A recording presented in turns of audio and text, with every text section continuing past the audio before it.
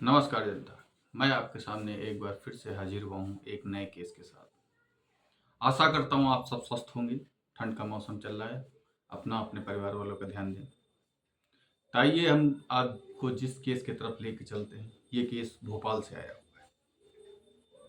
ये केस जो है एक मासूम बच्ची के साथ दुष्कर्म हुआ और जिसने दुष्कर्म किया उसने जो है उसका गला दबाकर उसकी हत्या भी कर दी। आखिरकार उस मासूम बच्ची की क्या गलती थी जिसके साथ इतना जघन्य अपराध किया गया।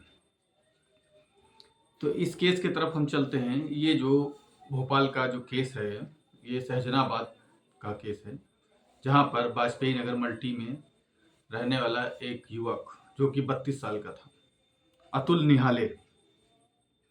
तो हम अतुल निहाले के विषय में आपको बताते हैं। अतुल निहाले जो है एक दिहाड़ी मजदूर था और नशे की हालत से भी ग्रस्त था, जिसके कारण उससे उसकी पत्नी की बनती नहीं थी और वो उसकी पत्नी जो है हमेशा कहीं अपने मायके में या करीब 2 साल से उससे अलग ही रहती थी, ये समझ लीजिए। और वो कभी कदार आती और फिर से वही सिलसिला मारपीट का, नशे की हालत में, और वो फिर छोड़ के चली जाती। एक दिन जो है उसकी माँ और उसकी बहन, माँ जो है बसंती बाई निहाले और बहन चंचल, किसी काम की वजह से मार्केट गए हुए थे और उस दिन अतुल दिहाड़ी पे नहीं गया।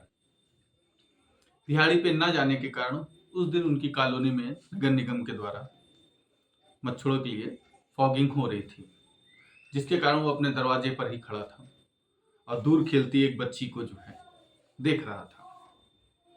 जैसा कि हम जानते हैं, अतुल निहारे जो है वो नशे की हालत में हमेशा रहता था, इसलिए उसका दिमाग जो है काम करना बंद कर देता है।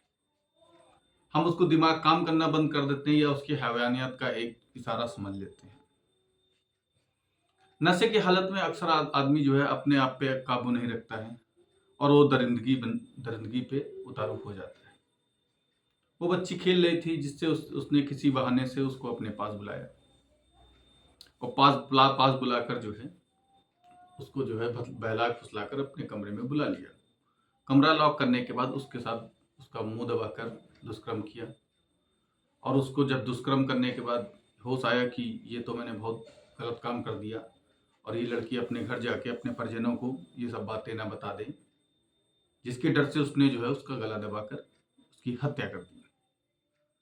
हत्या जब कर दी तो हत्या करके वो घर पे ही रहा और जब उसकी बहन और उसकी माँ घर वापस आई, जब वापस आई उसकी बहन और उसकी माँ, तो उसने जो है ये पूरी बात उसकी माँ और अपनी बहन को बताया।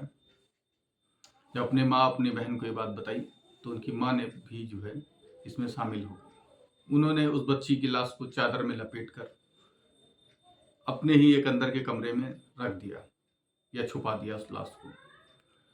और जब परिजनों को लगा काफ़ी देर तक उनकी बच्ची उनके घर नहीं आई, तो उन्होंने अब ढूंढने लगे और पुलिस को इतला किया कि जो है हमारी छोटी 5 साल की बच्ची जो है वो जो है अभी तक घर नहीं लाई, अभी यहीं बगल में ही खेल रही थी और वो कहीं चली गई है या किसी ने उसका अपहरण कर लिया है।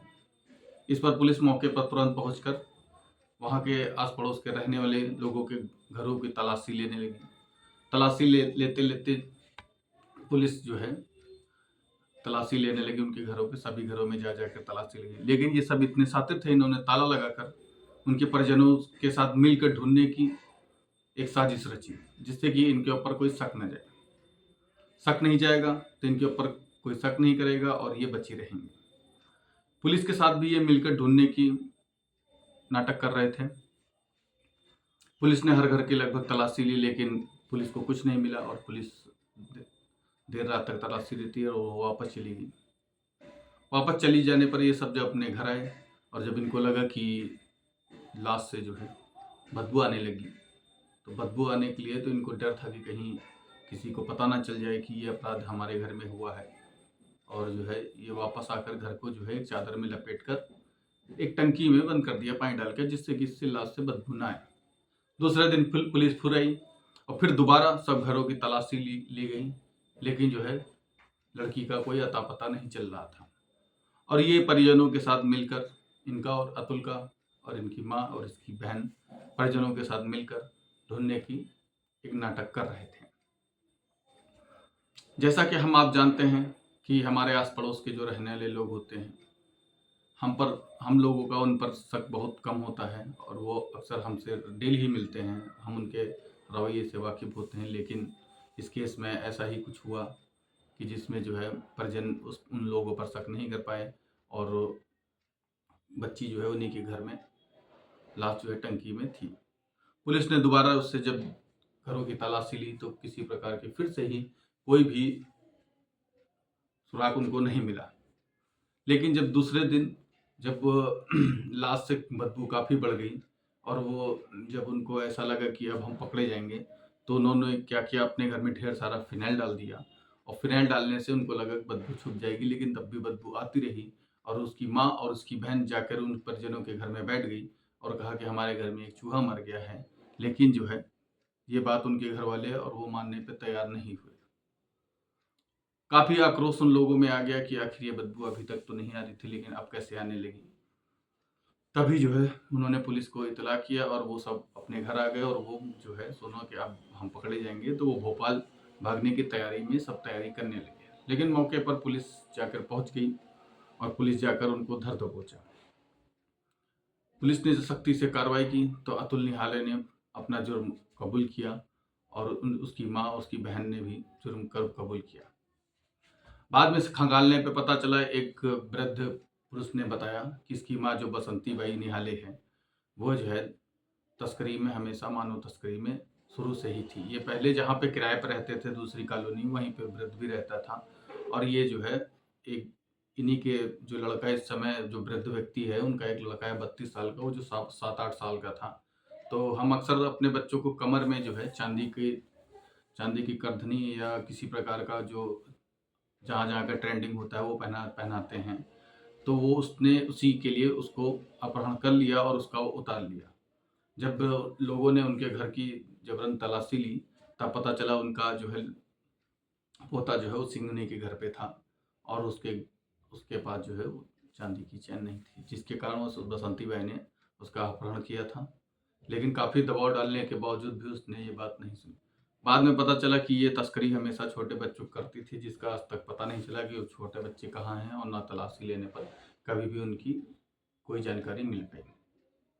तो हम आपसे यही अनुरोध करना चाहेंगे कि देखिए किस प्रकार के हमारे समाज में लोग हैं।